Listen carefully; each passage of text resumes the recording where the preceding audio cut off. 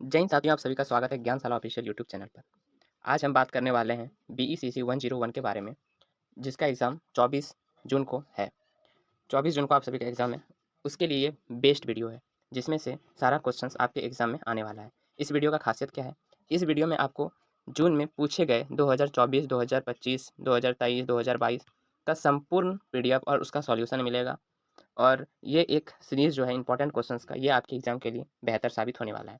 तो इस वीडियो में जितना भी क्वेश्चंस हमें देखने को मिलेंगे सॉल्व करने वाला, उसको स्किप करेंगे। जो लॉन्ग सॉल्व करने वाला एग्जाम क्वेश्चंस है, उसको स्किप करेंगे, थ्योरी वाला को समझने का प्रयास करेंगे। तो सबसे पहला क्वेश्चन देखिए क्या है। क्या प्रौद्योगिकी उत्पादन संभावना वक्र पीपीएफ को दाहिनी ओर खिसका देती है? व्याख्या कीजिए। तो इसका उत्तर देखते हैं। हाँ, प्रौद्योगिकी में सुधार निश्चित रूप से उत्पादन संभावना वक्र को दाहिनी ओर खिसका देती है। इसमें विस्तृत व्याख्या देखते हैं। दक्षता में वृद्धि। जब किसी अर्थव्यवस्था में नई और उन्नत तकनीक का आगमन होता है तो उपलब्ध संसाधनों की उत्पादकता बढ़ जाती है। इसका अर्थ है कि अब उतने ही संसाधन जैसे कि श्रम और पूंजी का उपयोग करके पहले से अधिक मात्रा में वस्तु का उत्पादन किया जा सकता है। नेक्स्ट है संसाधनों का इष्टतम उपयोग, यानी संसाधनों का सबसे अच्छा उपयोग। तकनीक की सहायता से उत्पादन प्रक्रिया में होने वाला अपव्यय न्यूनतम हो जाती है, जिससे उत्पादन लगातार घटता है और उत्पादन क्षमता का विस्तार होता है। नेक्स्ट आता है पीपीएफ का खिसकाव। यदि तकनीकी प्रगति दोनों वस्तुएं, जैसे मान लो वस्तु एक्स और वस्तु वाई के उत्पादन में समान रूप से होती है, तो पूरा पीपीएफ वक्र समांतर रूप से दाहिनी ओर खिसक जाता है, जो अर्थव्यवस्था में आर्थिक समृद्धि को दर्शाता है, इकोनॉमिक ग्रोथ को दर्शाता है। यदि तकनीक केवल एक विशिष्ट वस्तु के लिए सुधरती है तो वक्र उस अक्ष पर आगे की ओर घूम जाता है, यानी रोटेट हो जाता है। बस इतना ही था इसका मेन। दूसरा क्वेश्चन देखिए क्या कह रहा है। उपभोक्ता का आधिक्य और उत्पादक का आधिक्य। नेक्स्ट है ख नंबर वास्तविक और आदर्श मूलक अर्थव्यवस्था। सबसे पहले हम देखते हैं उपभोक्ता का आधिक्य बना उत्पादक का अधिक से क्या तात्पर्य है, क्या मतलब है। तो इसको एक सारणी के रूप में दिया गया है, जिसमें आपको डिफिनेशन, समीकरण और बाजार संतुलन तीनों दिया गया है। तो सबसे पहले देखते हैं उपभोक्ता का अधिक, और उसके नेक्स्ट बात देखेंगे उत्पादक का अधिक। इसका मूल अवधारणा क्या है? उपभोक्ता का अधिक। देखिए यहाँ पे है, यह वह अंतर है जो उपभोक्ता किसी वस्तु वस्तु के लिए देने को तैयार होता है। उपभोक्ता जो कि वस्तु खरीदता है, किसी वस्तु के लिए देने को तैयार होता है, और जो वह वास्तव में भुगतान करता है। किसी वस्तु के लिए जितना देने को तैयार होता है और जितना वो वास्तव में देना पड़ता है, इसी के अंतर को उपभोक्ता का आधिक्य कहते हैं। अब आता है उत्पादक का अधिक। यह वह अंतर है जो उत्पादक को उसकी वस्तु बेचने पर वास्तव में मिलता है। जो उत्पादक जो कि वस्तु बेच रहा है, उत्पादक को उसकी वस्तु बेचने पर मिलता है, और न्यूनतम मूल्य जिस पर वह बेचने को तैयार होता है, यानी वस्तु जितना में बिकती है और वो जितना में बेचने को तैयार होता है, इसका अंतर को क्या कहते हैं? उत्पादक का आधिक्य कहते हैं। अब देखते हैं समीकरण। उपभोक्ता आधिक्य अधिकतम इच्छक मूल्य माइनस वास्तविक मूल्य, और उत्पादक का अधिक होता है वास्तविक प्राप्त मूल्य माइनस न्यूनतम स्वीकार्य मूल्य। नेक्स्ट आता है बाजार संतुलन। यह मांग वक्र के नीचे और संतुलन कीमत के ऊपर का क्षेत्र होता है। मांग वक्र के नीचे का होता है, किसका होता है? एक मांग वक्र है, ये नीचे का क्षेत्र, और संतुलन कीमत रेखा के ऊपर का क्षेत्र, ये होता है संतुलन कीमत का रेखा, और ये होता है मांग वक्र रेखा, यानी कि इसके नीचे का है और ये इसके ऊपर का आता है। अब आता है उत्पादक का अधिक। यह संतुलन कीमत रेखा के नीचे और आपूर्ति वक्र के ऊपर होता है। ये रहा आपूर्ति वक्र का, और यह संतुलन कीमत का। संतुलन कीमत के नीचे रहेगा और आपूर्ति वक्र के ऊपर रहेगा। नेक्स्ट देखिए क्या है। नेक्स्ट है वास्तविक अर्थशास्त्र बना आदर्श मूलक अर्थशास्त्र। इसमें 3 आधार दिया गया है। एक केंद्र बिंदु, दूसरा जाँच या सत्यापन, तीसरा है उदाहरण। वास्तविक अर्थशास्त्र क्या है? यह क्या है? व्हाट इज़ का अध्ययन करता है। यह तथ्यों और वास्तविक स्थिति पर आधारित होता है। इसका जाँच और सत्यापन, इसके बयानों में वास्तविक डेटा के माध्यम से जाँच और सत्यापन किया जाता है। वास्तविक डेटा के माध्यम से, यानी कि जो मौजूद होता है। इसका उदाहरण है भारत में बेरोजगारी की दर 7% है। यह एक तथ्य है। दूसरा आता है आदर्श मूलक अर्थशास्त्र। यह क्या होना चाहिए का अध्ययन करता है। यह मूल्यों और विचारों पर आधारित होता है। इसका जांच और सत्यापन क्या है? इसके बयान विचारों पर आधारित होते हैं, इसलिए इन्हें सत्यापित नहीं किया जा सकता। इसका बस एक बयान होता है और इसका वास्तविक डेटा होता है। इसमें यह है सरकार को बेरोजगारों को भत्ता देना चाहिए। सरकार को बेरोजगारों को भत्ता देना चाहिए। यह एक सिर्फ सुझाव है, इसमें बस सुझाव दिया जाता है, ठीक, और इसमें डाटा निकाला जाता है। इसमें बस विचार काम करता है, इसमें डाटा क्या क्या रहता है, और इसमें भारत में बेरोजगारी दर इतना परसेंट, या तथ्य इसमें दिया जाता है और इसमें सुझाव दिया जाता है। तो देखते हैं नेक्स्ट क्वेश्चन क्या है। नेक्स्ट, निम्नलिखित आवश्यकताओं में कर भार की जांच कीजिए। 1 नंबर आवश्यकता है जब मांग वक्र पूर्णतः लोचदार और आपूर्ति वक्र सामान्य आकार का हो। सबसे पहले हम इसमें देखते हैं इसका आंसर देने से पहले देखते हैं, कर भार इस बात पर निर्भर है कि मांग और आपूर्ति की सापेक्ष लोच क्या है।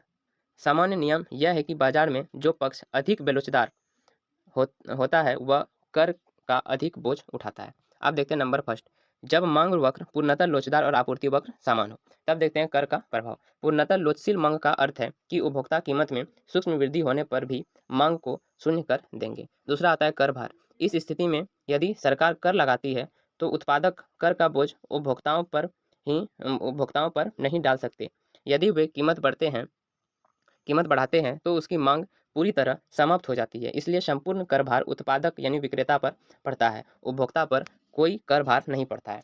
जैसे कि अगर कर बढ़ने की वजह से अगर उत्पादक अपना वस्तु का मूल्य बढ़ा देगा तो उसका मांग क्या हो जाता है, कम हो जाता है। मांग पूरी तरह क्या हो जाती है, समाप्त हो जाती है। उसके आगे है संपूर्ण कर भार उत्पादक विक्रेता पर पड़ता है। अगर वो कीमत बढ़ाएगा तो उसका मांग घट जाएगा तो फिर सामान नहीं बिकेगा। और उपभोक्ता जो कि वस्तु खरीदता है पर कोई कर भार नहीं लगता है। देखिए नेक्स्ट बिंदु क्या है, नेक्स्ट क्वेश्चन इसी का क बना दिया, ख देखते हैं। जब आपूर्ति वक्र पूर्णतः लोचशील और मांग वक्र समान हो। कर का प्रभाव। पूर्णतः लोचशील आपूर्ति का अर्थ है कि उत्पादक केवल एक निश्चित न्यूनतम कीमत पर ही आपूर्ति करेंगे, इससे कम पर नहीं। इसका मतलब है कि वस्तु जो बेच रहा है, ठीक है, वो एक निश्चित अगर कोई अ, एक निश्चित कीमत तय किया है 20 रुपया तो वो उससे कम नहीं हो सकता। इससे क्या हो सकता है, कम नहीं हो सकता, इससे ये घट नहीं सकता है। ठीक है। कर भार जब सरकार कर लगाती है तो उत्पादक अपनी जेब से कर नहीं भरेंगे। उत्पादक जो है अपनी जेब से कर नहीं भरेंगे, बल्कि वे वस्तु की बाजार कीमत को कर की पूरी मात्रा में बदल देगा। इसमें क्या होता है, अगर सरकार कर बढ़ा रहा है तो फिर वस्तु का भी कीमत थोड़ा थोड़ा बढ़ जाएगा, क्योंकि मांग वक्र सामान्य है। उपभोक्ता बढ़ी हुई कीमत पर वस्तु खरीदेंगे, अतः संपूर्ण कर भार उपभोक्ता पर पड़ेगा। इसमें वस्तु जो खरीदता है उस पर कर का प्रभाव पड़ता है और इसमें उत्पादक पे कर का प्रभाव पड़ता है। बस इतना ही अंतर है, उपभोक्ता पर नहीं पड़ता है, इसमें उपभोक्ता पर पड़ता है। इसमें उत्पादक पर पड़ता है और इसमें उत्पादक पर नहीं पड़ता है। बस इतना ही अंतर है। नेक्स्ट क्वेश्चन देखते हैं क्या है। नेक्स्ट है ह्रासमान सीमांत उपयोगिता के नियम की सहायता से मांग वक्र की व्युत्पत्ति दर्शाएं। रेखा चित्र प्रयोग करके 6 अंक का है। तो इसमें रेखा चित्र का प्रयोग तो नहीं है क्योंकि ग्राफ हम इस पीडीएफ में ऐड नहीं किए हैं, बस उसका एक थ्योरी पार्ट दिया गया है जिससे कि आप समझ गए तो ग्राफ आसानी से बना सकते हैं। उत्तर देखिए, ह्रासमान सीमांत उपयोगिता का नियम यह बताता है कि जैसे जैसे उपभोक्ता किसी वस्तु की अतिरिक्त इकाई का उपभोग करते हैं, किसी वस्तु की अतिरिक्त इकाई का उपभोग माने कि एक लेता है तो दो लेने लगे, तो प्रत्येक अलग इकाई से मिलने वाली सीमांत उपयोगिता एम यू घट जाती है। सीमांत उपयोगिता क्या होती है, घट जाती है। उसमें आता है मांग वक्र की व्युत्पत्ति। एक विवेकशील उपभोक्ता वह संतुलन में होता है जहाँ वस्तु की सीमांत उपयोगिता उसकी कीमत के बराबर होता है। एम यू एक्स बराबर पी एक्स, द्रव्यमान की सीमांत उपयोगिता को स्थिर मानते हुए। तो ये वाला पार्ट को आप देख लीजिएगा और इसको कॉपी में लिख के समझिएगा तो अच्छे से आपको समझ में आ जाएगा। नेक्स्ट क्वेश्चन देखते हैं क्या है। ये वाला क्वेश्चन देखते हैं, उसी का सेकंड नंबर। कीमत परिवर्तन के प्रतिस्थापन प्रभाव और आय प्रभाव की व्याख्या कीजिए। हिक्स की विधि का प्रयोग कर किसी वस्तु की कीमत में परिवर्तन के प्रतिस्थापन एवं आय प्रभाव को रेखाचित्र द्वारा पृथक पृथक निरूप कीजिए। इसमें भी बस हम थ्योरी को बताएंगे, बाकी रेखाचित्र का आप कॉपी लीजिएगा और उसमें जिसमें ऐसे कलर कलर से दिया गया है, जैसे प्रारंभिक बजट रेखा, ये भी लेना है। ठीक है। जो उदासीनता वक्र IC1 को बिंदु ई पर स्पर्श करती है। ठीक है, ये भी लेना है। वो IC1 को बिंदु ई पर स्पर्श करनी चाहिए। ये आप एक कॉपी लेके बना दीजिएगा। तो चलिए इसका थ्योरी देखते हैं। सबसे पहले क्या है थ्योरी। जब किसी वस्तु की कीमत में परिवर्तन होता है, क्या होता है, जब किसी वस्तु की कीमत में परिवर्तन होता है तो उपभोक्ता के बजट और मांग पर दो प्रकार के प्रभाव पड़ते हैं। एक तो उपभोक्ता के बजट पर प्रभाव पड़ता है, कीमत बढ़ेगा तो बजट पर प्रभाव पड़ेगा। दूसरा मांग पर दो प्रभाव पड़ते हैं जिसके योग को कीमत प्रभाव कहते हैं, जिसके योग को क्या कहते हैं, प्राइस इफेक्ट यानी कीमत प्रभाव PE प्राइस इफेक्ट क्या होता है। एक होता है प्रतिस्थापन प्रभाव, दूसरा होता है आय प्रभाव। प्रतिस्थापन प्रभाव, जब किसी वस्तु की कीमत गिरती है तो वह दूसरी वस्तु की तुलना में अपेक्षाकृत सस्ती हो जाती है। इसलिए उपभोक्ता महंगी वस्तु को सस्ती वस्तु से प्रतिस्थापित करती है। जब किसी वस्तु की कीमत गिरती है तो दूसरी वस्तु की कीमत में अपेक्षाकृत सस्ती होती है। ठीक है, सस्ती होती है। इसलिए उपभोक्ता मांग वस्त्र को सस्ती वस्तु से प्रतिस्थापित करती है। नेक्स्ट आता है आय प्रभाव। वस्तु की कीमत गिरने से उपभोक्ता की वास्तविक आय यानी क्रय शक्ति बढ़ जाता है। वस्तु की कीमत क्या होता है, गिरने से क्रय शक्ति बढ़ जाता है, जिससे वह उसी मौद्रिक आय में अधिक वस्तुएं खरीद सकते हैं। नेक्स्ट देखिए क्या है, हिक्स की विधि। एक क्वेश्चन में बताया गया था हिक्स की विधि द्वारा समझाने, तो इसमें देखिए हिक्स की विधि क्या कहता है। Hicks approach. जे.आर. हिक्स के अनुसार, हिक्स का पूरा नाम क्या है, जे.आर. हिक्स के अनुसार प्रतिस्थापन प्रभाव को अलग अलग करने के लिए उपभोक्ता की मौद्रिक आय में इस प्रकार कमी की जाती है। किस प्रकार कमी की जाती है, इस प्रकार क्षतिपूर्वक परिवर्तन कमी की जाती है कि वह अपनी पूरी उदासीनता वक्र पर ही बना रहे, लेकिन नई कीमत रेखा के अनुसार समायोजन करे। बस ये था इसका थ्योरी। बाकी रेखा चित्र को आप कॉपी में एक एक स्टेप से बना लीजिएगा, ये आसानी हो जाएगा आपके लिए फिर एग्जाम में समझने के लिए। तीसरा है, यह उत्पादन फलन किस प्रकार के पैमाने के प्रतिफल दर्शाता है।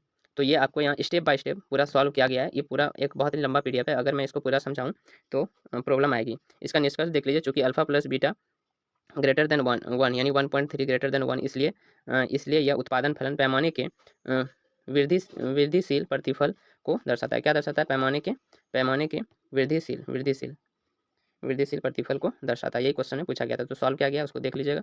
नेक्स्ट क्वेश्चन देखते हैं क्या है। 3 का 1, एक समान उत्पादन फलन में तीन सोपान यानी स्टेज होते हैं, रेखाचित्र द्वारा व्याख्या कीजिए। इसका थ्योरी देखते हैं। यह अल्पकाल में परिवर्तनशील अनुपात के नियम के तहत एक समान उत्पादन फलन को 3 चरणों या सोपानों में विभाजित किया जाता है। कुल उत्पादन टीपी, औसत उत्पादन एपी। कुल उत्पादन को क्या कहते हैं, टोटल प्रोडक्ट यानी टीपी, औसत उत्पादन या एवरेज प्रोडक्ट एपी, और सीमांत उत्पादन एमपी के व्यवहार पर आधारित होता है। उत्पादन के 3 सोपान। प्रथम सोपान जिसको क्या कहते हैं, पैमाने के बढ़ते प्रतिफल का चरण। यह प्रारंभ से लेकर वहां तक होता है जहां एपी औसत उत्पादन से लेकर जहां एपी अधिकतम होता है। इस चरण में टीपी तेजी से बढ़ता है और एमपी भी बढ़ता है। यह फिर गिरना शुरू होता है, लेकिन एपी के ऊपर रहता है।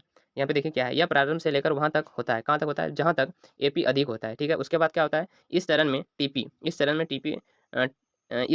टीपी तेजी से बढ़ता है और एमपी भी बढ़ता है, फिर गिरना शुरू होता है, लेकिन एपी के ऊपर रहता है, लेकिन एपी के क्या रहता है, ऊपर रहता है। नेक्स्ट है द्वितीय सोपान, ह्रासमान प्रतिफल का चरण।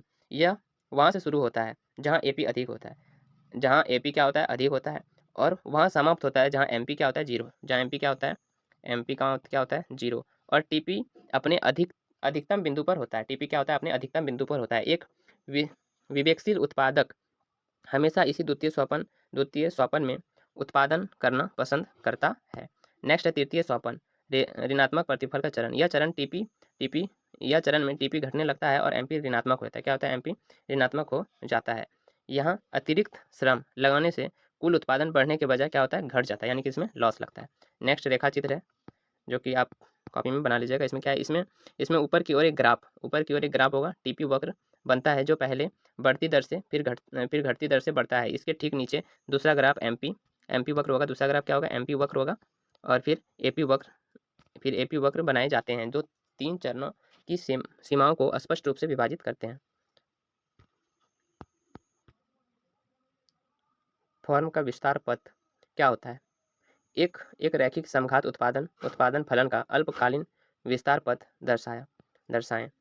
उत्तर, विस्तार पथ वह चक्र है जो एक फर्म के उत्पादन के वृद्धि स्तर को न्यूनतम लागत पर उत्पादित करने वाला साधन के इष्टतम संयोजनों के बिंदुओं को जोड़ता है। यह विभिन्न सम उत्पादन वक्रों और सम लागत रेखाओं के स्पर्श बिंदु पर लोकस होता है।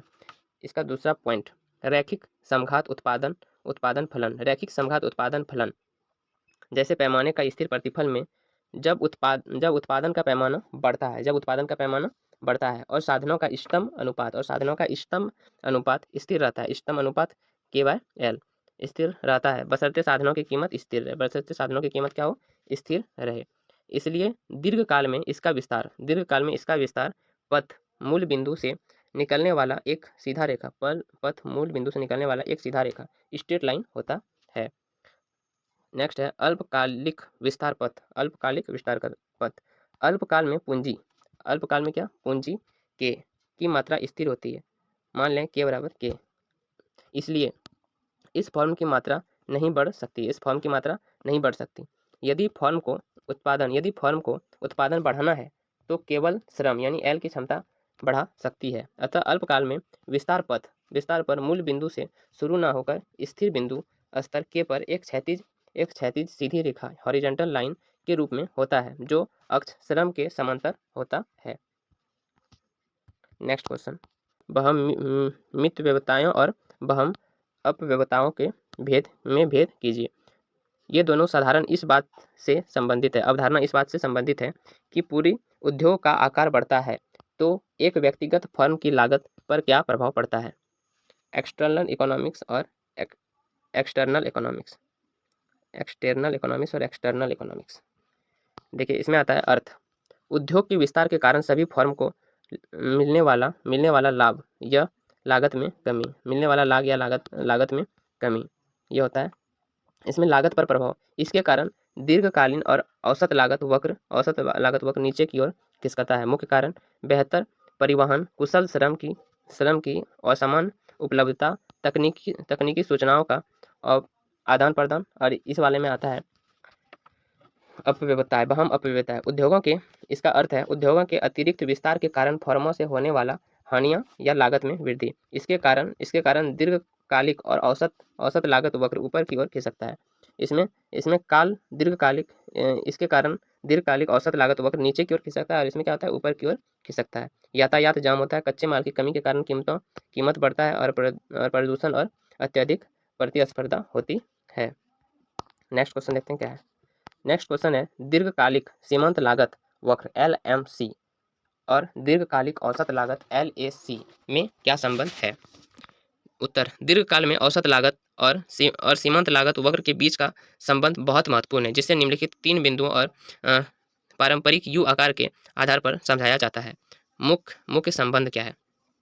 जब LAC गिर रहा है, क्या होता है, जब LAC गिर रहा है तब उत्पादन बढ़ने पर LAC में गिरावट आती है, तो LMC हमेशा LAC से कम होता है। जैसे LMC लेस देन LAC, रेखाचित्र में LMC वक्र LAC के नीचे स्थिर होता है। LMC जो क्या होता है वो LAC के नीचे स्थिर होता है। LAC LMC तो समझ गए ना आप लोग। LAC क्या होता है, दीर्घकाल में औसत लागत वक्र, दीर्घकाल में औसत लागत का, और LMC क्या होता है, सीमांत लागत वक्र। नेक्स्ट देखिए क्या है, जब LAC न्यूनतम बिंदु पर होता है। LAC क्या होता है, LAC मतलब दीर्घकाल में औसत लागत वक्र, LAC न्यूनतम बिंदु पर होता है। जहाँ LAC अपने सबसे निचले यानी न्यूनतम बिंदु पर होता है, वहाँ LMC उसे नीचे से काटता है। LMC क्या होता है, नीचे से काटता है, अर्थात इस बिंदु पर दोनों बराबर होता है। इस बिंदु पर LMC और LAC क्या होता है, बराबर होता है। जब LAC न्यूनतम बिंदु पर होता है तो LMC और LAC बराबर होता है। इस फॉर्म का न्यूनतम कुशल पैमाना कहा जाता है। नेक्स्ट है LAC बढ़ रहा है न्यूनतम बिंदु के कारण। जब LAC बढ़ना शुरू होता है तो LMC बहुत तेजी से बढ़ता है और वह LAC से अधिक हो जाता है।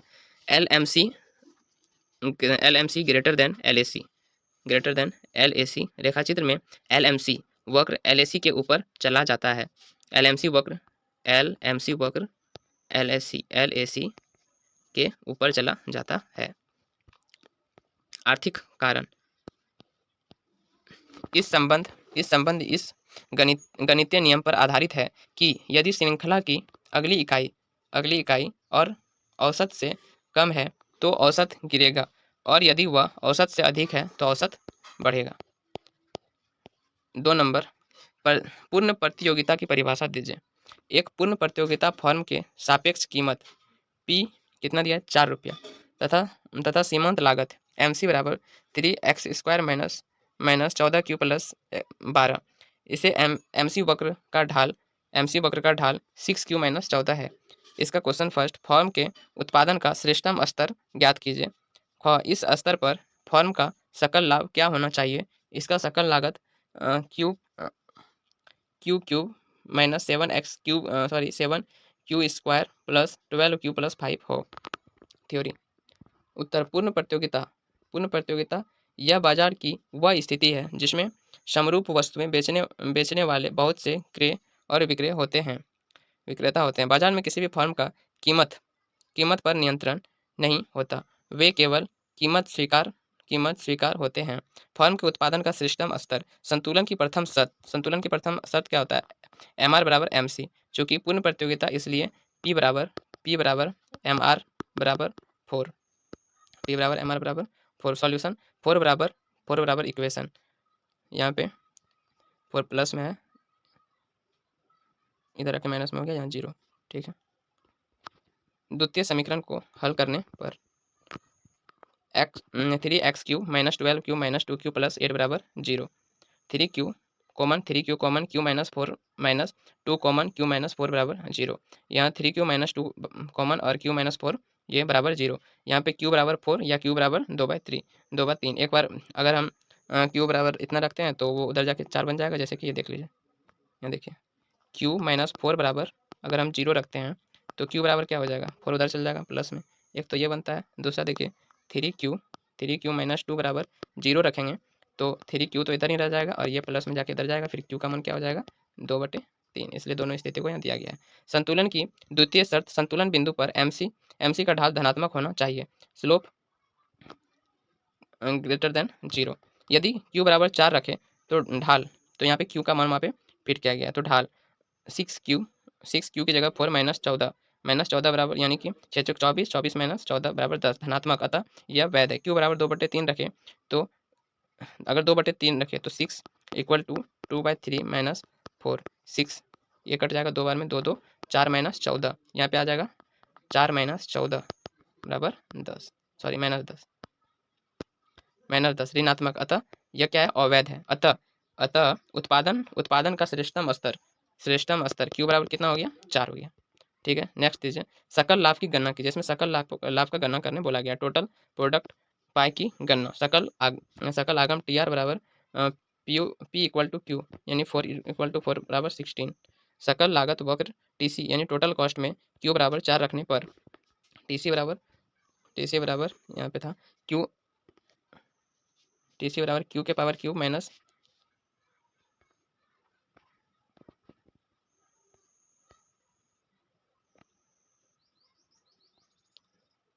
दूसरा क्वेश्चन, सकल लाभ की गणना कीजिए। सकल लागत TR बराबर P = Q बराबर 4 × 4।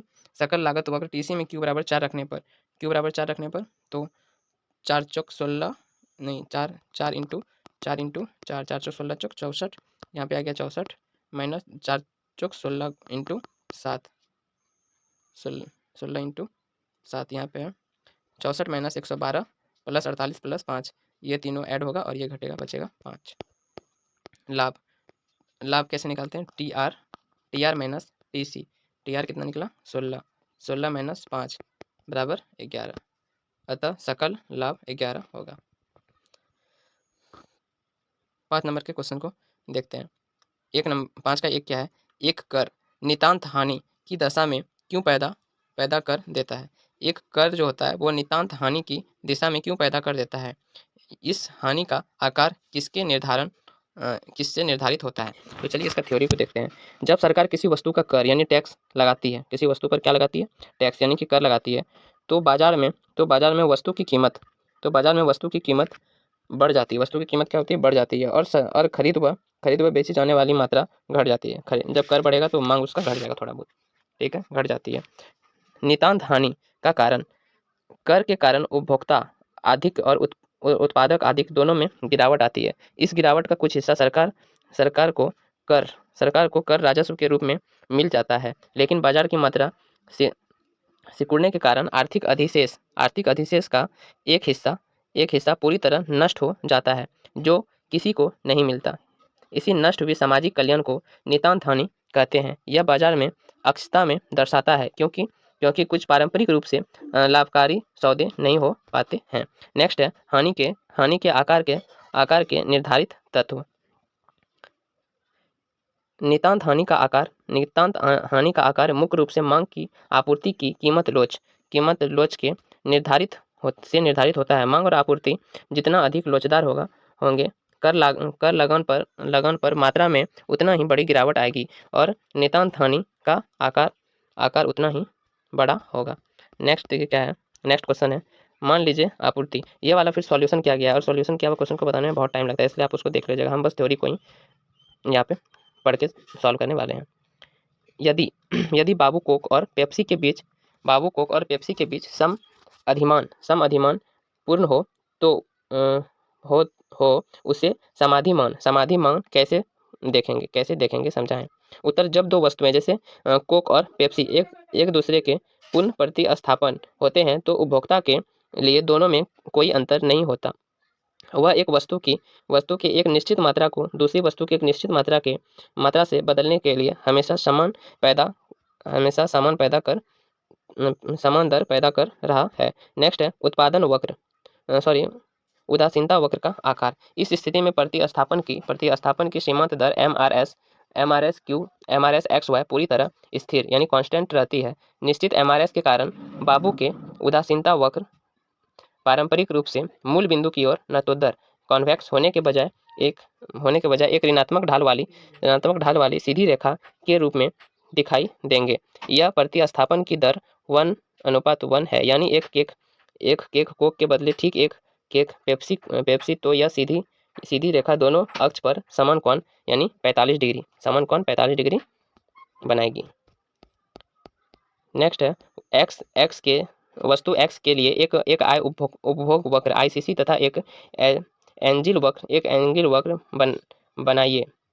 मान्यता है कि x की कीमत 10 रुपये तथा y की कीमत 25 है। आय के स्तर क्रमशः 100, 200 तथा 300 मानकर अपना विश्लेषण कीजिए। तो ये सारा विश्लेषण आपको दिया गया है, इसको आप खुद देख लीजिएगा, ठीक है। एक रेखाचित्र द्वारा हिग्स और स्लस्ट के प्रतिस्थापन प्रभाव के बीच अंतर स्पष्ट कीजिए। ये भी आपका क्वेश्चन लॉग है, इसमें आप समांतर दिया गया है। चलिए इसको देख लेते हैं। हिग्स और स्लेल्टी दोनों के कीमत प्रभाव। हिग्स और स्लेल्टी कीमत प्रभाव में प्रतिस्थापन प्रभाव को अलग करने की विधि दी गई है, लेकिन दोनों की वास्तविक आय को स्थिर मानने की परिभाषा में अंतर। तो इस अंतर को एकदम आसान भाषा में समझाया गया है एक बॉक्स बना के। सबसे पहले इसका विशेषता दिया गया है, दूसरा है वास्तविक आय की परिभाषा, उदासीनता वक्र और आय में कमी। हिग्स का प्रतिस्थापन प्रभाव, इसमें आता है वास्तविक आय की परिभाषा, उपभोक्ता को समान संतुष्टि स्तर उसी पुरानी उदासीनता वक्र पर रखा जाता है। उपभोक्ता को समान क्रय शक्ति वह पुरानी संयोजन दोबारा खरीद सके पर रखा जाता है। उदासीनता वक्र, उपभोक्ता पुराने की उदासीनता वक्र IC1 के एक अन्य बिंदु पर संचालन करता है। नेक्स्ट है उपभोक्ता एक नए और उच्च स्तर उदासीनता वक्र IC2 पर चला जाता है। आय में कमी की मात्रा, इससे आय में अपेक्षाकृत कमी करनी पड़ती है। इससे आय में अधिक कमी करनी पड़ती है। रेखाचित्र की समझ जब तक कॉपी पे नहीं बनाएगा जब तक समझ में नहीं आएगा। नेक्स्ट है दीर्घकालीन आर्थिक दक्षता पर चर्चा कीजिए। दीर्घकालीन आर्थिक दक्षता तब प्राप्त होती है जब कोई आर्थिक व्यवस्था का फर्म अपने संसाधनों का आवंटन इस प्रकार करती है कि उत्पादन लागत न्यूनतम हो और सामाजिक कल्याण अधिकतम हो। इसके दो मुख्य भाग हैं, एक है उत्पादन दक्षता, दूसरा है आवंटनात्मक दक्षता। उत्पादक दक्षता यह तब होता है जब वस्तुओं का उत्पादन न्यूनतम संभव दीर्घकालिक औसत लागत LAC पर होता है। पूर्ण प्रतियोगिता में फर्म दीर्घकाल में LAC के न्यूनतम बिंदु पर उत्पादन करती है, जो उत्पादक दक्षता का प्रतीक है। नेक्स्ट है आवंटनात्मक दक्षता। यह तब प्राप्त होता है जब समाज के लिए सबसे अधिक मूल्यवान वस्तुओं का उत्पादन सही मात्रा में हो, यानी कीमत उपभोक्ता की सीमांत उपयोगिता और उत्पादन की सीमांत लागत के बराबर हो। P बराबर MC। नेक्स्ट क्वेश्चन देखिए क्या है,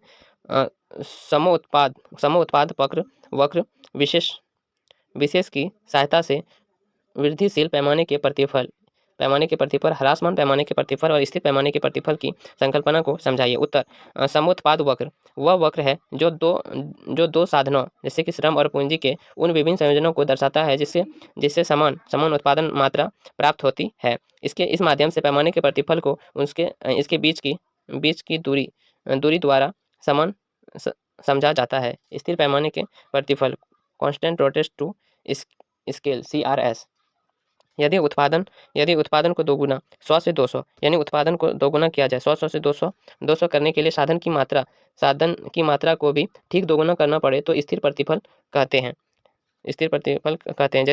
जैसे उत्पादन समान अंतराल 10, 20, 30 से बढ़ता है, समोत्पाद वक्र के बीच की दूरी एक समान रहती है। नेक्स्ट है वृद्धिशील पैमाने के प्रतिफल।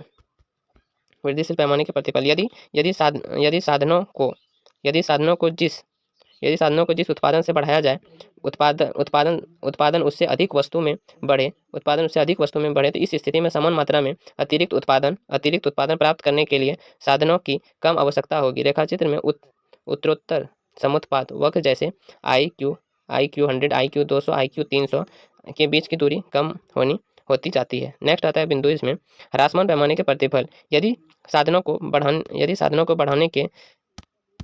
को बढ़ाने के अनुपात की तुलना में उत्पादन में कम अनुपात में वृद्धि हो, इसका अर्थ है कि समान अतिरिक्त उत्पादन के लिए बहुत अधिक साधन की आवश्यकता होगी। रेखाचित्र में उत्तरोत्तर समोत्पाद वक्र के बीच की दूरी लगातार बढ़ती जाती है। नेक्स्ट क्वेश्चन देखिए, सहयोग व्यवहार और असहयोग व्यवहार में भेद स्पष्ट कीजिए। यह वर्गीकरण मुख्य रूप से अल्प अधिकार बाजार और गेम थ्योरी के अंतर्गत फर्मों के रणनीति व्यवहार को समझाने के लिए किया जाता है। एक सबसे पहले आधार दिया है मूल्य अर्थ उद्देश्य और उदाहरण। सहयोगी व्यवहार, जब बाजार की फर्म आपस में मिलकर बिना किसी टकराव के समझौते या कार्टेल के माध्यम से काम करती है। इसका उद्देश्य संयुक्त लाभ को अधिकतम करना और बाजार को अनिश्चितता को कम करना है। उदाहरण, ओपेक देश का OPEC देश का संगठन जो तेल की कीमत तय करता है। और सहयोग व्यवहार, इसका मूल अर्थ, जब फर्म किसी भी प्रकार का समझौता नहीं करता है और स्वतंत्र रूप से एक दूसरे के खिलाफ प्रतिस्पर्धा करता है। उद्देश्य क्या है? इसका उद्देश्य प्रतिद्वंदी पर्व को ध्यान में रखते हुए अपने व्यक्तिगत लाभ को अधिकतम करना। और इसका उदाहरण क्या है? कुर्नो या बैट्रेड मॉडल, जहां फर्म स्वतंत्र निर्णय लेती है। नेक्स्ट क्वेश्चन क्या है? दो फर्म, ये भी क्वेश्चन है सॉल्व करने वाला है, इसको सॉल्व किया हुआ है, एक बार कॉपी में बनाना होगा अच्छे से। नेक्स्ट आता है लघु उत्तरीय प्रश्न। निम्नलिखित में टिप्पणी लिखना है, 6 करके है। कुकुदात्मक मांग वक्र,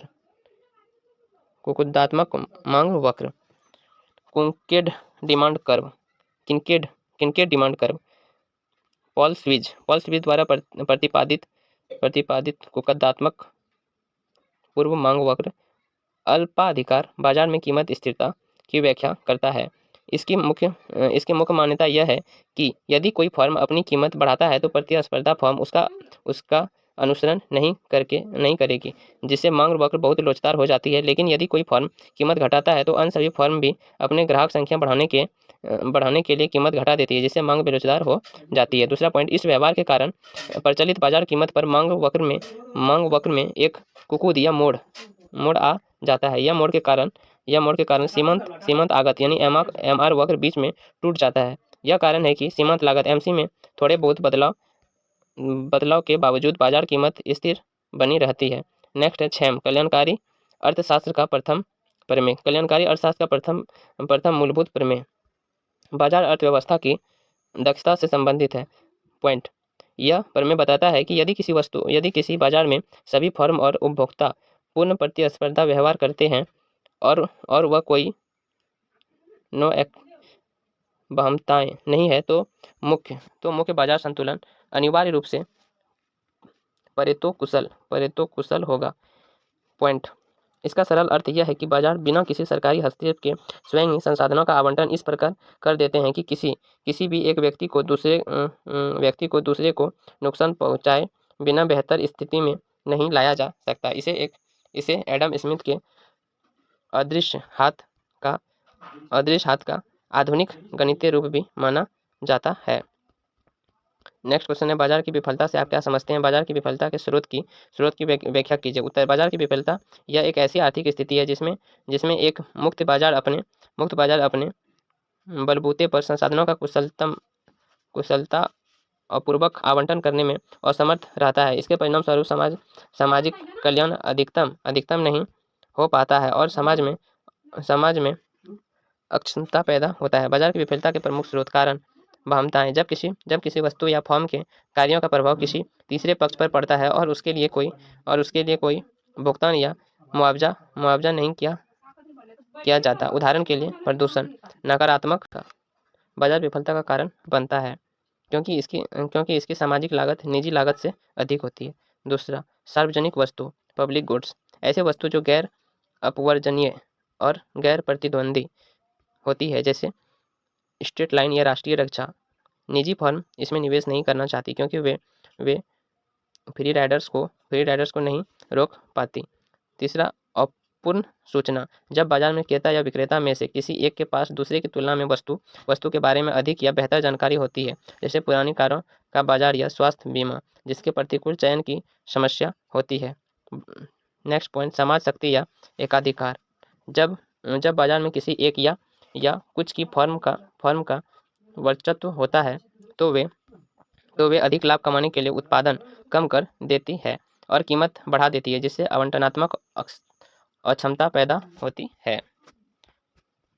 नेक्स्ट क्वेश्चन है, व्यापक संतुलन विश्लेषण में उपभोक्ता द्वारा उपयोगिता को अधिकतम करने तथा फर्म द्वारा लागत को न्यूनतम करने की एक भूमिकाएं रहती है। आंशिक संतुलन विशेषताएं के विपरीत व्यापक संतुलन विशेषताएं अर्थशास्त्र के सभी बाजारों जैसे वस्तु बाजार और साधन बाजार में एक साथ संतुलन की स्थिति में अध्ययन करता है। इससे उपभोक्ता और फर्म के व्यवहार की अत्यंत महत्वपूर्ण भूमिका होती है। नेक्स्ट है, उपभोक्ता द्वारा उपयोगिता अधिकतमकरण। पॉइंट फर्स्ट, प्रत्येक उपभोक्ता अपनी सीमित आय को विभिन्न वस्तुओं पर इस प्रकार खर्च करती है जिससे उसे अधिकतम संतुष्टि मिले। व्यापक संतुलन में यह सुनिश्चित करता है कि वस्तु के बीच प्रतिस्थापन की सीमांत दर MRS उसकी कीमत के अनुपात के बराबर हो। MRS x y बराबर PX बाय PY। यह व्यवहार पूरी तरह अर्थव्यवस्था में उपभोक्ता वस्तुओं की इष्टतम मांग संरचना को निर्धारित करता है।